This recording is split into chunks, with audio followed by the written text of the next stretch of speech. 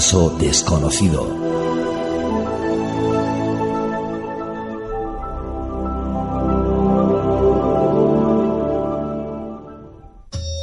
Buenos días. Sin duda este es un nuevo primer paso para la humanidad. Para que sigan buscando las respuestas a esas eternas preguntas. ¿Quiénes somos? ¿De dónde venimos? ¿Y estamos solos? Posiblemente será el descubrimiento más trascendente en la historia de la humanidad. Con todo lo que queda aún por descubrir, ¿qué importancia tiene una vida?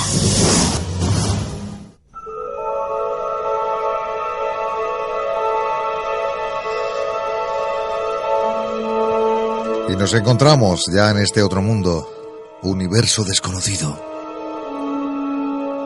Hoy hablamos de la misteriosa energía oscura. Lo tenemos que hacer con otro compañero muy versado. Como antes hemos tenido a Fran Escandel, también hay otro compañero encargado de hablar de todos estos secretos, misterios del universo. Luis Débora, buenas noches. Buenas noches, Javier. Un saludo y, como siempre digo, un saludo para todos los oyentes. Bueno, hoy vas a ofrecer una hipótesis, una nueva teoría, tu teoría, en referencia a esta siempre misteriosa energía oscura, porque es cierto, y tú bien lo sabes, como también lo sabrán los amantes a todo lo que tiene que ver con el cosmos, y es que estamos ante uno de los mayores misterios del universo, ¿no? Correcto. Uno de los mayores misterios del universo junto con la materia oscura, seguramente. Bueno, pues vamos a zambullirnos en todo ese manto oscuro, y nunca mejor dicho, para conocer esa teoría que estoy seguro que va a sorprender muchísimo. Cuéntanos. Pues bien, antes de abordar el tema sobre esta nueva hipótesis de la energía oscura, creo que es necesario detenernos un poco en la teoría de la relatividad, que explica muy bien el universo que observamos y puede ayudarnos a entender mejor el tema que vamos a tratar. La teoría de la relatividad cambió nuestra idea de entender el universo, modificó nuestra manera de concebir el espacio y el tiempo. Estos conceptos no estaban separados, implantó un nuevo concepto llamado espacio-tiempo. Estableciendo con ello un tejido continuo espacio-temporal donde se desarrollaban todos los eventos físicos del universo. Einstein pues plasmó en la teoría de la relatividad general en forma de ecuación cómo esa distribución de materia y energía determinaba la geometría del espacio-tiempo. Como decía John Wheeler, la ecuación de Einstein señala que la materia le dice al espacio-tiempo cómo debe curvarse y el espacio-tiempo le dice a la materia cómo moverse. Pues el tejido espacio-tiempo propuesto en la teoría de la relatividad es deformable por la acción de los cuerpos celestes. Y esta deformación depende directamente de la masa de los objetos. Para entender mejor este concepto, Javier, imaginemos que colocamos una bola pesada sobre una malla elástica. Pues debido a su masa, como hemos dicho en otras ocasiones, la malla se forma en forma de presión. Si hacemos rodar pelotas más ligeras sobre esa malla, podemos observar cómo sus trayectorias son desviadas al interaccionar con esa zona hundida por la bola más grande. Pues siguiendo con esta analogía, el tejido espacio-temporal planteado por Einstein sería esa malla, las pelotas grandes serían objetos estelares con gran masa, como estrellas, agujeros negros, y las pelotas pequeñas representarían los objetos con menor masa, como pueden ser los planetas. Pues en la teoría de la relatividad, en todo punto del espacio-tiempo existe un observador, de tal forma que en ese punto existe un tensor métrico que se define por varios componentes. Pues todos los eventos del universo se desarrollan en ese tejido espacio-temporal. Pero, ¿cómo es ese tejido espacio-temporal? ¿Cuál es su composición? ¿Cuánto se deforma ese tejido en presencia de cuerpos muy masivos? Pues, Javier, todavía desconocemos muchas de sus características principales. Uno de los problemas de la teoría de la relatividad de Einstein es la incapacidad, por ejemplo, de establecer una descripción adecuada de las singularidades, como por ejemplo la que describe un agujero negro. De hecho, la teoría general de la relatividad solo hace una descripción adecuada de la gravitación a escalas mayores de la longitud de Planck. Desde el punto de vista matemático, adoptar una definición de singularidad entraña, la verdad es que muchos problemas. Pues si consideramos los puntos en que ese tensor métrico no está definido, estaremos, por lo tanto, hablando de puntos que no pertenecen a ese espacio-tiempo. Déjame decirte una cosa, porque la imagen que acabas tú de más o menos enfocar hacia los oyentes esa imagen de esa hipotética tela, ¿no?, en el que los objetos se mueven a través del cosmos, pero la verdad que ese ejemplo queda muy bonito a la hora de explicarlo, pero qué complejo a la hora de ser una realidad y verlo en el espacio, ¿no? La teoría de la relatividad costó mucho entenderla a los científicos de la época, pero ha sido comprobada y con experimentos, sobre todo en el famoso eclipse de Sol, donde se vio cómo se curvaba esa luz. Es decir, que ese tejido espacio-tiempo existe. Sí. No estamos diciendo que no, sino que es muy fácil verlo con esas bolas en las que vemos como ejemplo cómo van rodando, y después cuando alguna de ellas se acerca, obviamente desvía esa trayectoria, pero queda muy bien en una malla de elástica o de goma que podemos ver, repito, en cualquier lugar, en una maqueta. Pero eso llevado al espacio es inmensamente complicado, porque aparte esas bolas que vemos no están tan unidas como las vemos en un ejemplo, sin embargo en el espacio fíjate que distantes, ¿no? Sí, correcto. La verdad es que intentarlo, por eso el mejor ejemplo para intentar entender el concepto que planteó Einstein justamente es el de las mallas, porque si lo visionamos mirando nuestro universo se hace muy difícil. Claro. Muy bien, seguimos. Pues otro de los problemas entendiendo el espacio-tiempo en 4 dimensiones son las ecuaciones del campo gravitatorio, que no determinan completamente ese tensor de curvatura total. Hay que tener en cuenta que actualmente se desconoce la estructura microscópica del tejido espacio-tiempo, muy importante para conocer qué tipo de deformación de tejido espacio-temporal son posibles. Por ejemplo, podemos encontrar ciertas violaciones de conservación de energía en algunos enfoques de la gravedad cuántica para un espacio-tiempo, por ejemplo, granular, debido al límite fundamental de esa longitud de Planck. Pues ese desconocimiento puede llevarnos a interpretaciones inadecuadas de los eventos que ocurren en el universo. Y un claro ejemplo podría ser, por ejemplo, el de la energía oscura. Pues sin conocer estas estructuras y las características de ese tejido espacio-temporal, pues afirmamos que la deformación que se produce recupera su forma inicial una vez desaparecida la fuerza ejercida en ese tejido por los cuerpos celestes. Pero la deformación del tejido espacio-temporal podría ser diferente, o incluso podría crear espacio. Esa deformación dependería de la masa del objeto, y podríamos encontrar 2 tipos de tejido espacio-temporal. Elástica, es decir, la que hemos hablado, la que tenemos, que actualmente damos por buena, es decir, una vez que desaparece la tensión del cuerpo, el tejido espacio-temporal vuelve a su forma original y no queda deformado, que es la idea actual que tenemos del tejido espacio-tiempo de nuestro universo. Pero en el caso que fuera elástica, también podríamos encontrar 2 alternativas diferentes a la establecida. La primera, que exista un límite de elasticidad del tejido espacio-temporal, y una vez que supere cierto punto, pues no pueda tener más deformación. Y la otra alternativa es que una vez pasado cierto límite, la deformación no sea lineal y por lo tanto la deformación producida sea menor que la producida antes de superar ese límite. Y el otro tipo de tejido espacio-temporal podría ser plástica, entendiendo como plástica aquella que al retirar la tensión de un cuerpo queda una deformación remanente. Es decir, en un tejido espacio-temporal plástico, cuando la tensión aplicada es mayor que ese límite elástico, pues al retirar esta tensión provocada por los cuerpos con gran masa, pues queda como remanente una deformación en ese tejido. Por lo tanto, a partir de ciertos valores, la deformación puede producir transformaciones de ese tejido que dejaría como remanente la creación de un nuevo tejido espacio-tiempo. Por ejemplo, imaginemos ese tejido espacio-temporal, pero ahora como si fuera un film transparente, parecido a esos que utilizamos para envolver normalmente los alimentos. Pues si estiramos ese film y colocamos una bola muy pesada, su estructura se deformará, como pasaba con el ejemplo anterior que hemos hablado de la malla. Sí. La diferencia radica en que la malla, una vez desaparecía la tensión ejercida por la bola, la malla recuperaba su forma inicial. Pero en el fin, la deformación provocada, esa deformación provoca que su forma inicial no sea la misma, debido a que queda una deformación remanente provocada por la masa de la bola. En este caso, el tamaño del film será mayor que el tamaño del film inicial que habíamos utilizado. Sí. ¿Y qué pasaría entonces si el tejido espacio-tiempo quedara una deformación remanente? Pues Javier, ahora viene lo verdaderamente interesante del asunto, y es la nueva hipótesis que he planteado que podría explicar esa misteriosa energía oscura. Pues vamos con ello, porque realmente estamos ya tocando esa parte, ese núcleo tan apetecible esta noche, que es lo que realmente nos lleva para el tema que nos ocupa, ¿no? Pues sí, a esta nueva hipótesis, antes de explicar esta hipótesis, también vamos a adentrarnos un poquito en recordar que la energía oscura rápidamente, para entender mejor en qué consiste este nuevo planteamiento. El universo sabemos que está formado aproximadamente de un 72% de energía oscura, un 23% de materia oscura y tan solo un 5% de materia ordinaria. Es decir, actualmente conocemos menos del 5% de la composición del universo. Pues conocer qué es la energía oscura nos permitiría, por lo tanto, comprender las 3/4 partes de la composición del universo. Uh-huh. Esa energía oscura es una fuerza hasta ahora desconocida que está provocando que las galaxias se separen unas de otras a un ritmo acelerado.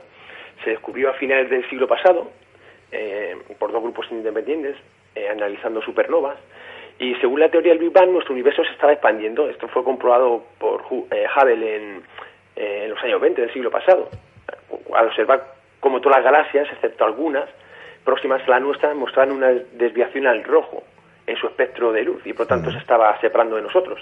Pues en esa época se pensaba que la expansión estaba siendo disminuida debido a que estaba frenado por la gravedad de la materia que contenía nuestro universo. Es decir, en modo de ejemplo, si lanzáramos una pelota hacia arriba, la pelota iría normalmente perdiendo velocidad progresivamente debido a la fuerza de la gravedad. Terminaría deteniéndose y finalmente pues terminaría cayendo al punto de partida. Pues Javier, sorprendentemente los científicos lo que descubrieron fue que no se estaba frenando, sino todo lo contrario, se estaba acelerando. Uh-huh. Es decir, es como si esa pelota que hemos lanzado hacia arriba, en vez de caer otra vez al suelo, adquiriera cada vez más velocidad a medida que sube hacia arriba, provocado por una energía desconocida. Y a esa energía desconocida que hace acelerar la expansión de nuestro universo es lo que llamamos energía oscura. O sea que al final lo que actúa es como un motor. Es una energía, no como un motor, algo que está como si fuese una fuerza repulsiva que hace que en vez de atraer las cosas, la materia, como se pensaba que estaba pasando en el universo, es como si hubiese una fuerza repulsiva que está provocando todo lo contrario, sino lo que está provocando es acelerando esa expansión. Claro, está empujando todo ello a esa expansión, obviamente, claro. Correcto. Uh-huh. Pues considera su existencia... Perdona que te quiero comentar algo, Frank. Hola Luis, muy buenas noches. Buenas noches, Frank. Una pregunta, una consulta además, la ignorancia de uno. No sé si, porque es más matemáticas, alta geometría o cosmometría, como Buckminster Fuller quiso llamarle. ¿Se podría explicar esto con el concepto de tensintegridad o integridad tensional que desarrolló Fuller y Haken en este caso? Hoy por hoy las teorías más, hipótesis, vamos a hablar más bien de hipótesis de que hablan de la energía oscura, hablan de una energía del vacío, una energía del vacío cuántico, que es, como sabemos, hay que diferenciar entre falso vacío y el vacío verdadero, y en un falso vacío la energía oscura es donde más cuadra en esas teorías que hay sobre el vacío cuántico. ¿El vacío cuántico entendido como Erwin Laszlo lo explica? El vacío cuántico entendido como el falso vacío, es decir, el vacío es aquel donde no existe a lo mejor ninguna partícula, pero no se encuentra en la mínima energía. Por lo tanto, puede caer a una mínima energía provocando una aceleración, como parecido a la inflación. Muy bien, muchas gracias, Luis. Y Luis, también te quería preguntar, al final, si cada vez se va expandiendo más, no sé si llegará un momento en que ya no acelere, sino desacelere, pero al margen de eso, para ti, ¿tú crees que el universo tiene un límite, es decir, como si fuera un globo, en el que llega un momento en el que al final explota cuando tiene tanto aire? No creo que sea así el universo. Actualmente sabemos que se está expandiendo. Y sabemos que más o menos lleva por lo menos 9.000 millones de años acelerándose. Uh-huh. Lo que desconocemos cuál es el final. Además, hay muchas teorías también que indican que posteriormente el universo se volverá a contraer, pero bueno, siguen siendo hipótesis. como el Big Crunch. Podemos encontrar diferentes teorías que explican que al final todo volverá a colapsar. Pero hoy por hoy, teniendo en cuenta los datos que tenemos, en nuestro universo se está acelerando y lleva acelerándose por lo menos desde hace 9.000 millones de años. Déjame que entre en otro punto más, que a lo mejor esto te gusta a ti, dado ese libro de multiversos giratorios. En el caso de que se trataran de multiversos que están como burbujas, unas al lado de otra más o menos, si el universo, nuestro universo, se va expandiendo, ¿podría llegar un momento en el que chocara con otro universo? En los universos burbujas que te plantea la teoría inflacionaria, no, porque nunca tendríamos acceso a sus universos. En el libro que planteé, como bien sabes, sí que hablo de uniones cíclicas de esos universos. Ajá. Bueno, interesante. Seguimos con más datos, compañero. Pues considerar su existencia de la energía oscura es la manera más frecuente de explicar las observaciones recientes que tenemos de un universo con expansión acelerada. En la energía oscura podemos encontrar diferentes características. Su composición, por ejemplo, no tiene nada que ver con la materia oscura, no está hecha de partículas, es algo completamente distinto. Es oscura porque no se ve y tampoco se ha detectado con los métodos actuales, tampoco se diluye, es decir, cuanto más grande se hace el universo, más hay. Y su naturaleza exacta es una incógnita, y se desconoce totalmente que tenga interacción con ninguna de las fuerzas fundamentales, excepto con la gravedad. Y además, curiosamente, la densidad de energía oscura también es del mismo orden de magnitud que la densidad de materia. Como vemos, la energía oscura entraña muchos problemas dentro del contexto de la teoría de la relatividad, con un tejido espacio-tiempo elástico, pero tendría una explicación con un tejido espacio-temporal plástico. En un tejido plástico tendríamos dos factores que influirían directamente en la creación de nuevo espacio-tiempo, y son los agujeros negros y el propio desplazamiento de estos. Los objetos muy masivos, como los agujeros negros, pues pueden deformar enormemente ese tejido espacio-temporal. Actualmente todavía desconocemos qué deformidades tendrían si el tejido fuera elástico, que es como lo interpretamos actualmente, pero sin tener pruebas de las características de ese tejido, admitimos que el tejido elástico es el correcto, es decir, que es como si fuese la malla esa que hemos puesto el ejemplo anterior, pero en un tejido espacio-temporal plástico, los agujeros negros, por ejemplo, podrían provocar transformaciones de ese tejido, dejando como remanente la creación de un nuevo tejido espacio-temporal. Pero no solo la propia masa de los agujeros negros puede deformar el espacio-tiempo, también el propio desplazamiento, que hace que los agujeros negros por el espacio puedan rasgar ese tejido para crear nuevo espacio-tiempo. ¿Qué quiere decir esto, Javier? Pues que el área de ese nuevo espacio-tiempo creado en el universo podría tener una relación directa con ese radio de Schwarzschild y con la velocidad del desplazamiento de los agujeros negros. Ese radio, que es la medida del tamaño de un agujero negro, de simetría esférica y estática, es decir, cuanto mayor es la masa de un agujero negro, mayor es ese radio. No obstante, Javier, el área del espacio creado no tiene que ser exactamente igual a ese radio. Todo depende de las características cuánticas de ese tejido, que, como hemos dicho anteriormente, todavía desconocemos. Lo que quiere decir es que el límite máximo de ese área, de ese espacio creado, nunca podrá superar ese radio. Otro factor importante a tener en cuenta es la ley de Hubble, que mide la inercia de la expansión del universo y que permite en un tejido espacio-temporal plástico estirar esa deformación remanente producida por esos agujeros negros. Este factor es importante porque en cada momento de la historia del universo hay una proporcionalidad entre el corrimiento del rojo y la distancia. Esta expansión se produce actualmente a un ritmo determinado, en el cual se mide por medio de una constante, que es la constante de Hubble, aunque verdaderamente no es una constante, sino un parámetro porque varía lentamente con el tiempo. Para hacernos una idea, ignorando los movimientos de la gravedad, provocados por la gravedad, una galaxia situada a una distancia de 3,26 millones de años luz de nosotros se separa a una velocidad aproximada de unos 70 kilómetros por segundo.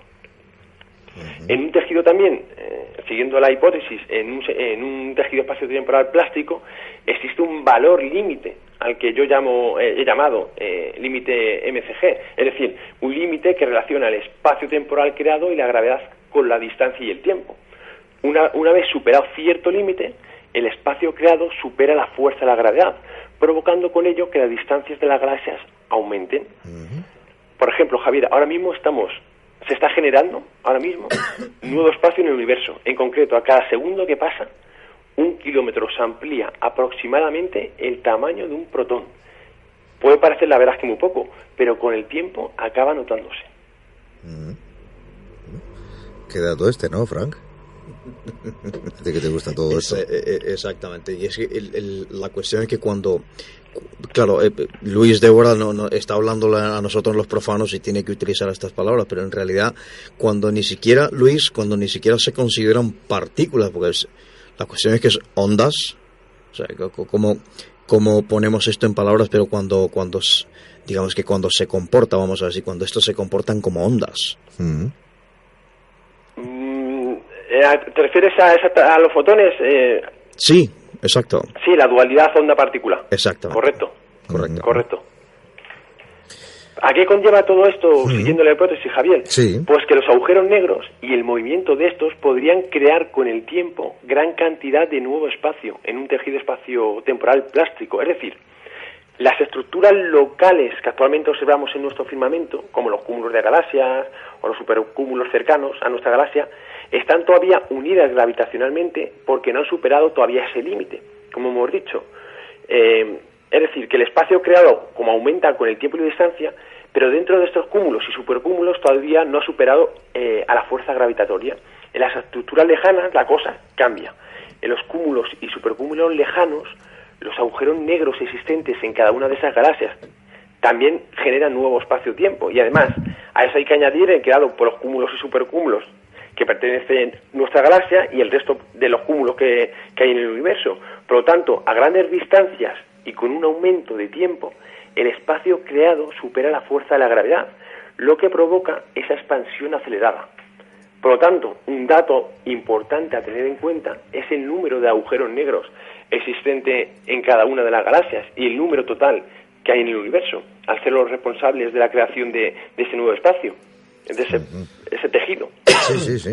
A nivel local, dentro de una misma galaxia, el número de agujeros negros es pequeño en comparación con el número total que existe en el universo. ¿Qué quiere decir? Pues esto quiere decir que dentro de una misma galaxia los efectos de la creación de espacio no son perceptibles y no supera la fuerza de la gravedad. Pero la suma de todos los agujeros negros de cada una de las miles de millones de galaxias existentes en el universo hace que la creación de espacio tenga efectos evidentes. Curiosamente, Javier, esta relación distancia, tiempo, espacio creado concuerda con los datos actuales que tenemos sobre la energía oscura. En el pasado había menos supuesta energía oscura. En los primeros millones de años la expansión del universo se frenaba debido a la gravedad, pero hace unos 9.000 millones de años la energía oscura sobrepasó el efecto de la fuerza gravitatoria de la materia. Especialmente esta expansión acelerada empezó a ser importante hace unos 5.000 millones de años. Bueno, la verdad que es impresionante todo lo que está contando. Estamos ya también en esa parte final porque, mira, va también acelerando nuestro tiempo. Pero antes, bueno, por aquí, aparte que tienes que aportar a lo mejor algún dato más, que obviamente... Sí, ya para terminar, mira, siguiendo... Pero quiero hacerte una pregunta, antes de terminar. Porque, bueno, anteriormente ya ha contestado a Cándido Encinas, porque claro, su pregunta era si se está expandiendo a la misma velocidad o va desacelerando, eso ya lo has comentado, pero por ejemplo, fíjate lo que dice Maribé, dice, la energía oscura y esa energía de vacío, ¿son finitas o infinitas? La energía, hoy en el vacío, cuando hablamos de esa energía de vacío, del falso vacío, hay que tener en cuenta que el vacío, como hemos dicho, no está del vacío, hay fluctuaciones cuánticas. ¿Qué quiere decir eso? Que están creando partículas y antipartículas constantemente. Además, podemos tener un ejemplo en el efecto Casimir, es decir, cuando ponemos dos tableros muy cercanos, terminan uniéndose. Eso se debe a las fluctuaciones cuánticas del vacío, que se va creando energía. Y eso se puede, está comprobado el experimento, eso, y cualquiera de los oyentes lo puede comprobar o buscar y buscar más información al respecto. Estupendo. Bueno, vamos a esos últimos datos. Pues siguiendo la hipótesis que planteo, esto es debido a que el número de agujeros negros ha ido aumentando con el tiempo y por lo tanto la creación de ese espacio también ha ido aumentando. En los primeros 5.000 millones de años el número de agujeros negros que había era mucho menor que la actualidad y por lo tanto la fuerza gravitatoria superaba al nuevo espacio creado por los agujeros negros. Con el paso del tiempo el número de agujeros negros se incrementó y por lo tanto también el del espacio creado, perdiendo el dominio que tenía gravedad con la distancia. Es decir, ese límite MCG que he llamado se superó para galaxias distantes. ¿Cuál será entonces el final del universo? Pues se estima que los agujeros negros estelares con menos de 10 masas solares se evaporarán en 10 elevado a 70 años, es decir, un 1 seguido de 70 ceros. Y los agujeros negros supermasivos en 10 elevado a 85 años. Por lo tanto, el futuro del universo depende del número actual de agujeros negros existentes y de los que quedan por nacer. Según aumenta el tiempo, aumenta también el espacio creado. Y esto quiere decir que ese límite será también sobrepasado por galaxias a menor distancia. En las galaxias que actualmente ya han superado ese límite, veremos incrementada de forma acelerada sus distancias. Pero posiblemente, Javier, dentro de una misma galaxia no tenga efectos perceptibles. ¿Cómo podríamos comprobar esta hipótesis, la hipótesis esta que planteo? Pues se podría comprobar haciendo un estudio exhaustivo de la formación de estructuras del universo. Como hemos dicho, la expansión del universo afecta también al tamaño de esas estructuras que se pueden formar. Pues cartografiando la materia del universo se pueden analizar las huellas dejadas de los procesos que han ocurrido a lo largo de la historia y a nivel local se podría también comprobar con agujeros negros orbitando casi juntos para poder analizar con ellos si es posible que los agujeros negros pues puedan crear nuevo espacio. No obstante, Javier, sería necesario unos medios tecnológicos de gran precisión porque el espacio creado sería muy pequeño. Es decir, Javier, ¿es necesaria la misteriosa energía oscura para explicar la expansión del universo? ¿No? Pregunta que queda en el aire o al final tiene respuesta para ello. Pues los avances, las investigaciones y los medios tecnológicos utilizados para ello son los que nos darán la respuesta. Muy bien, pues oye, antes de terminar, aunque sea, por favor te lo pido casi a modo de titular, la respuesta. Si el universo se va expandiendo cada vez más, ¿por qué chocaremos con Andrómeda dentro de millones de años? Pues, como he dicho, solo afecta la energía oscura a todas aquellas estructuras que no estén afectadas gravitatoriamente. Es decir, la energía oscura está separando a cúmulos y supercúmulos a los que no pertenecemos. A los que pertenecemos estamos todavía conectados gravitatoriamente con ellos. Pero, por ejemplo, con Andrómeda, si no existiese energía oscura, seguramente chocaríamos mucho antes con ella. Muy bien, Luis. Pues muchísimas gracias. Otra lección también esta noche, en este caso de astronomía. Y, por supuesto, con nuestro compañero, el encargado siempre de hablar de todo ese universo desconocido. Un abrazo muy grande, buenas noches. Un abrazo muy fuerte y un saludo para todos los oyentes y pasa buen fin de semana. Igualmente, buenas noches. Buenas noches. Y es cierto, el cosmos no deja de sorprendernos, cada vez intentamos conocer más y más de todo lo que nos rodea, todo lo que se encuentra ahí fuera. Hoy, con la misteriosa energía oscura, una hipótesis que plantea nuestro compañero Luis Débora para conocer parte de ese universo desconocido.